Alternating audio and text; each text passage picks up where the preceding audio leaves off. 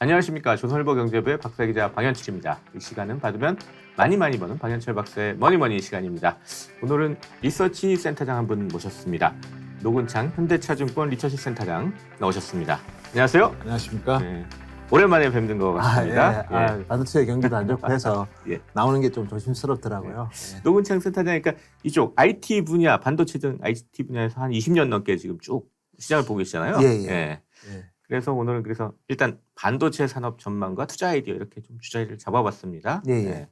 그래서 요새 제일 궁금한 게 사실 이건데요. 사실 삼성전자, 네. SK하이닉스 이런 국내 메모리 이 반도체 기업들이 실적은 지금 거의 최악으로 지금 가고 있어요. 예. 근데 주가는 박스권에서 좀 이렇게 아주 나쁘지 않은 이런 모습을 보인단 말이에요.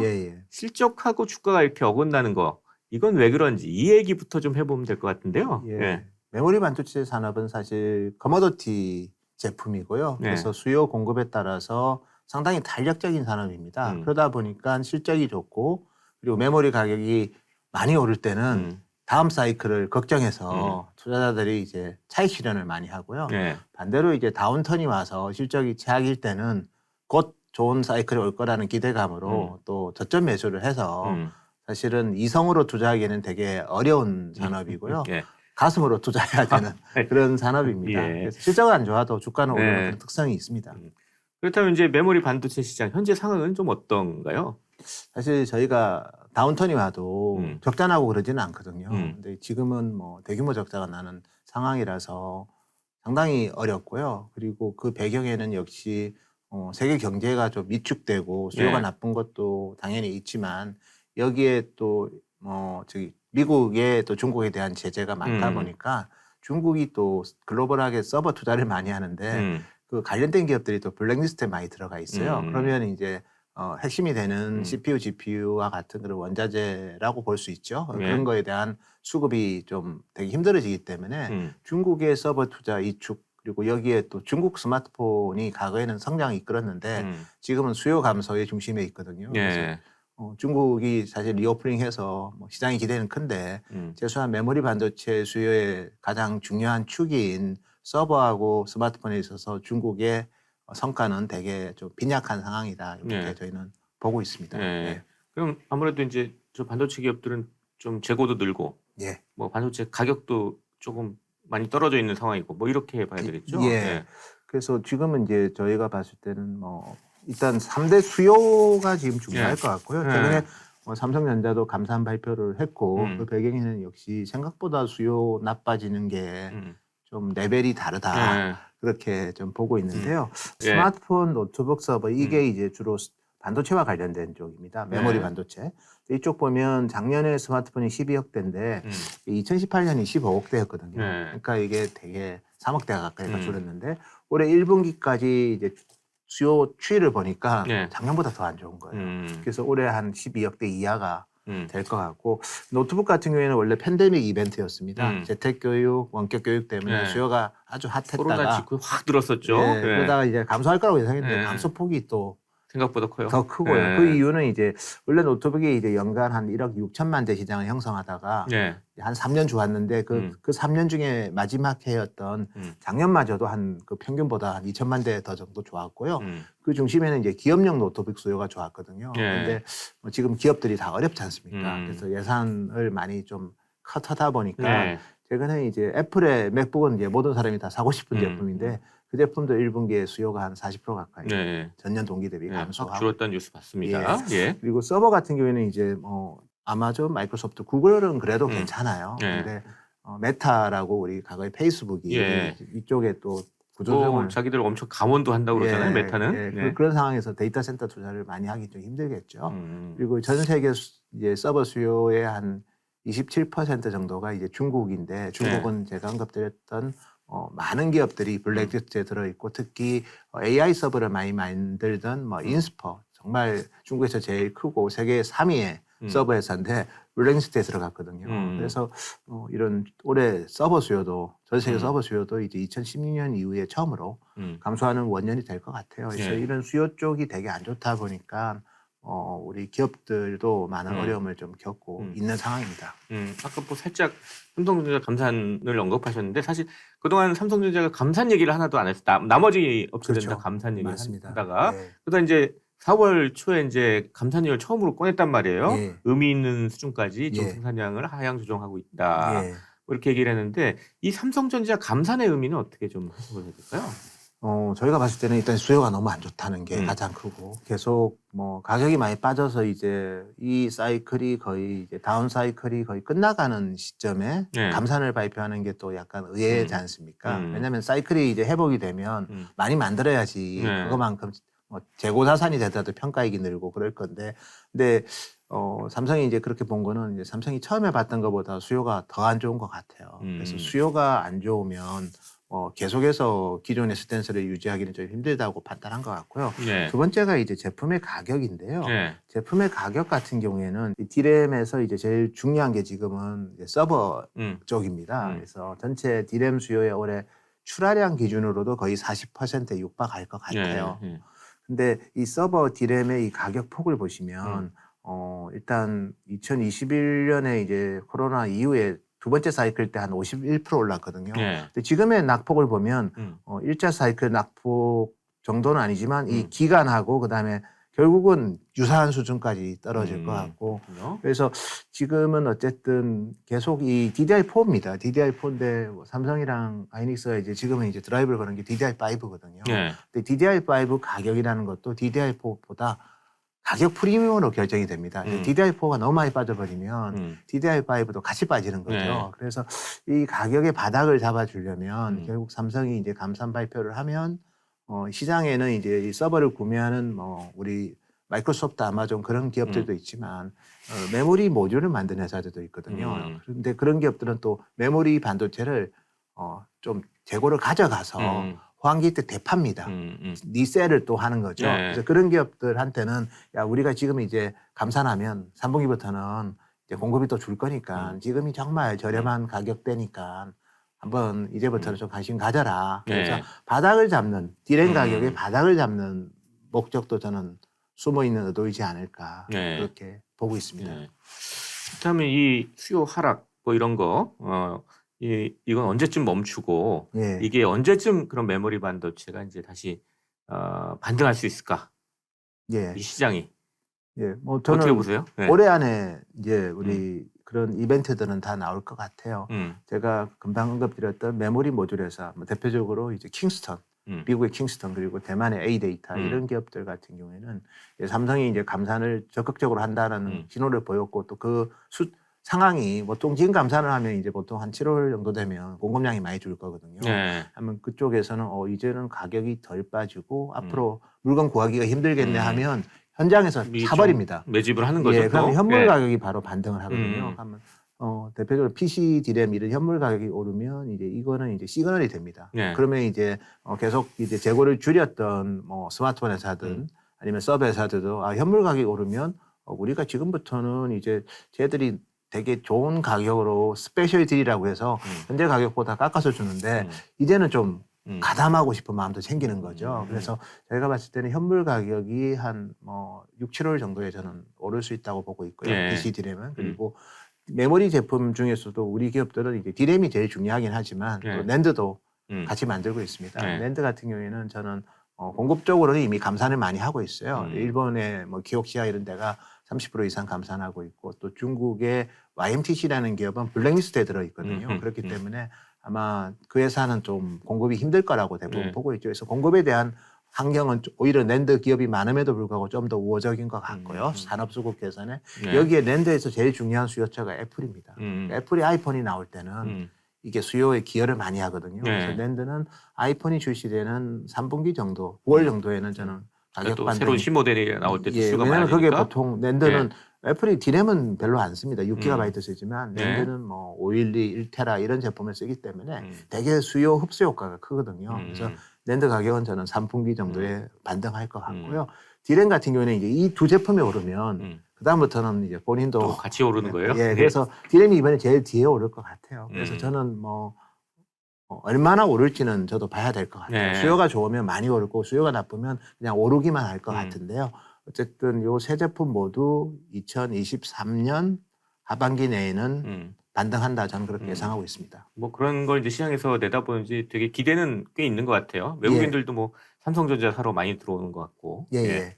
그래서 항상 이제 삼성전자가 지금까지 뭐 투자자들한테 뭐 높은 리턴을 제공한 경우는 이제 다운턴의 마지막에 들어온 사람들이에요. 근데 삼성전자도 사실 자세히 보면 예. 작년 이제 저점 5만 1,000원 대비해서는 지금 한 30% 올랐거든요. 많이 오른 상태죠, 예. 어느 정도. 예, 물론 뭐 시장보다 조금 더 오르긴 했어요. 네. 그래서 물론 많이 빠졌으니까 많이 오른 측면도 있지만 그런 차원에서 보면 이제 요런 메모리 가격이 올해 내에 오를 거라는 기대감. 메모리 가격이 오르면 내년 실적이 좋아지거든요. 네. 그러니까 내년 실적이 좋아질 거에 대한 기대감으로 이미 이제 저점 매수를 미리 한 하여튼 투자자들도 많이 있는 상황입니다. 예. 또 하나 이게 이슈가 이 지금 미중 갈등 속에서 지금 미국이 지금 중국에 대해서 상당한 규제들을 하고 있는데 예.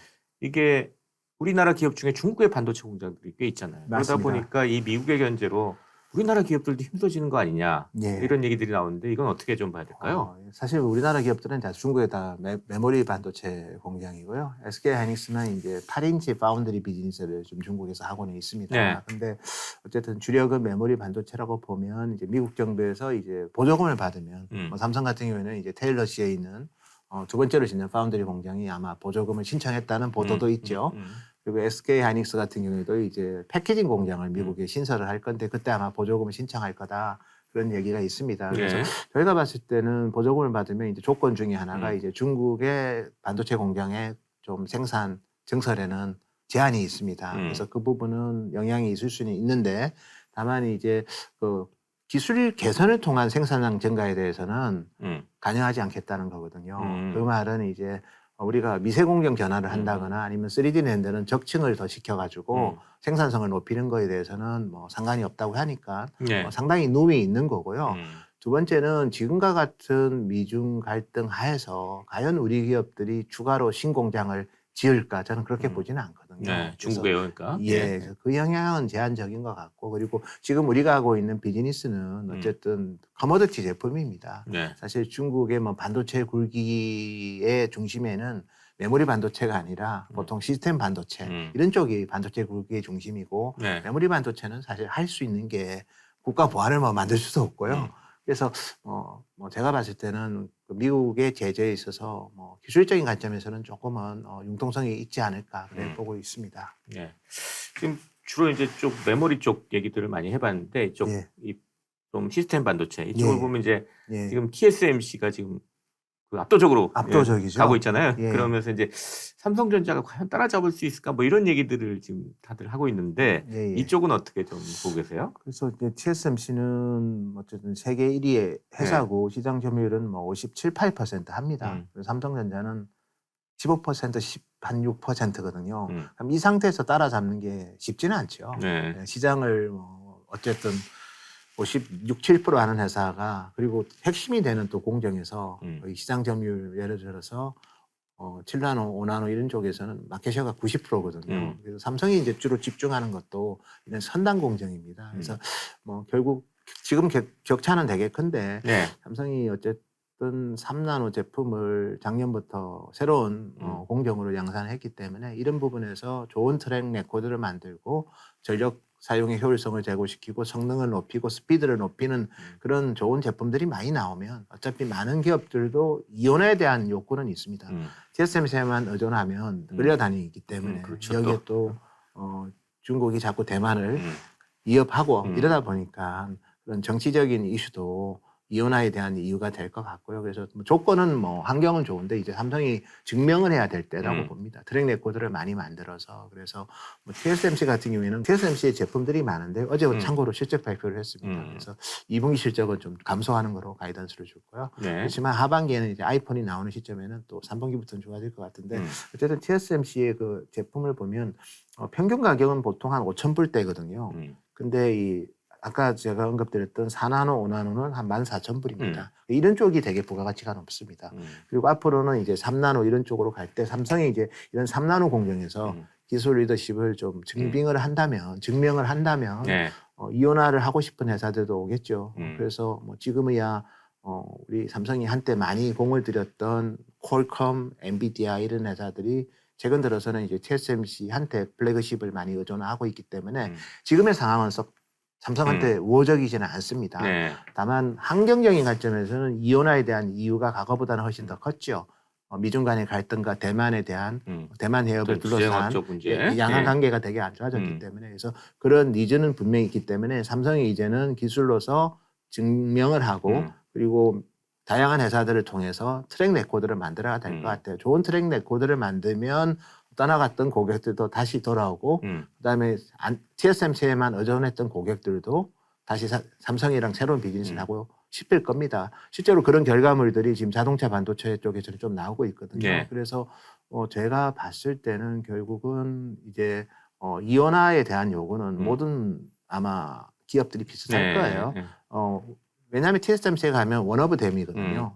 애플을 제외하고는 다 수없이 많은 기업들이 줄 서 있죠. AMD, 엔비디아, 퀄컴, 인텔, 미디어텍 다 줄 서 있기 때문에 약간 뭐 그런 아쉬움이 있을 겁니다. 삼성이 기술로서 그거를 증명을 하고 트랙 레코드로서 삼성 파운드리에서 나온 제품이 오히려 훨씬 더 성능도 좋고 전력 소모도 좋다는 게 여러 시간을 두고 아마 검증이 되면 당장 바로 오진 않겠지만 4, 5년 뒤에는 좀 많이 올 수 있고 그때까지는 저희가 좀 인내하면서 지켜봐야 될 것 같습니다. 이쪽 파운드리 쪽을 좀 지켜봐야 되겠네요. 예. 그렇다면 이제 올해 반도체 업종 투자는 어떻게 되는지 뭐 이걸 마무리 질문을 드리겠습니다. 크게 봐서 뭐 이제 삼성전자, SK 하이닉스 이런 대형주 이쪽으로 가야 되는지 아니면 또 일각에서는 뭐 소재, 장비, 부품, 반도체 이쪽으로 좀 투자를 늘리는 게 좋겠다 뭐 이렇게 말씀하시는 분도 있는데 어떻게 좀 하는 게 좋을까요? 올해는 다 실적이 안 좋아질 거예요. 소부장도 아마 삼성 하이닉스 메모리와 관련된 기업들은 좋을 수가 없습니다. 다만 이제 삼성의 파운드리랑 아니면 삼성의 파운드리의 단점을 개선하기 위한 뭐 첨단 패키징 공정 아니면 이제 DDR5로 수요가 많이 바뀌기 때문에 DDR5 그리고 요즘은 특히 챗GPT 때문에 HBX 같은 우리 엔비디아의 GPGPU에 들어가는 HBM 이런 쪽은 괜찮으니까 그런 일부 성장이 있는 품목도 있기 때문에 그와 관련된 소부장 회사들은 괜찮을 것 같아요. 제가 특정 기업 얘기는 오늘 드리기는 힘들지만 그리고 그런 기업들은 그냥 뭐 잘 발굴하시면 업황보다는 괜찮은 성적표가 나올 거기 때문에 그런 기업에 대한 투자는 저는 여전히 유효할 것 같고요. 그렇지만 이제 일반적으로 메모리 반도체에만 몰두되고 있는 소부장은 좋은 가격에 잘 사야 될 것 같아요. 그리고 삼성전자 하이닉스는 이제 내년에 대한 실적 개선 기대감으로 이미 저점 대비해서는 좀 올라왔거든요. 좀 올라온 상태죠. 하이닉스는 30%까지 올랐다가 지금 20% 정도 최근에 조정을 받았고 삼성은 여전히 저점 대비 30% 가까이 올라와 있습니다. 그래서 지금은 이제 메모리 가격이 올해 내에 오를 거야도 반영을 좀 했어요. 다만 얼마나 오르고 그다음에 어떤 기간 동안 얼마나 오랫동안 오를지는 아직 반영이 안 돼 있기 때문에 그게 나올 때까지는 좀 지켜볼 필요가 있을 것 같고요. 다만 주가가 예를 들어서 뭐 마켓 시장이 또 위험 자산을 덜 선호해서 주식시장이 많이 흔들려서 많이 빠지면 아마 우리 메모리 반도체는 특히 두 회사는 올해 주가 상승 모멘텀은 여전히 많다. 왜냐하면 아직까지 노출 안 된 모멘텀들이 있습니다. 디램 현물 가격 상승, 낸드 고정 가격 상승, 디램 고정 가격 상승 이 세 가지 이벤트가 올해 내에 저는 가셔야 될 거기 때문에 좋은 가격에 사시면 충분히 그 이상의 결과를 볼 수 있지 않을까 보고 있습니다.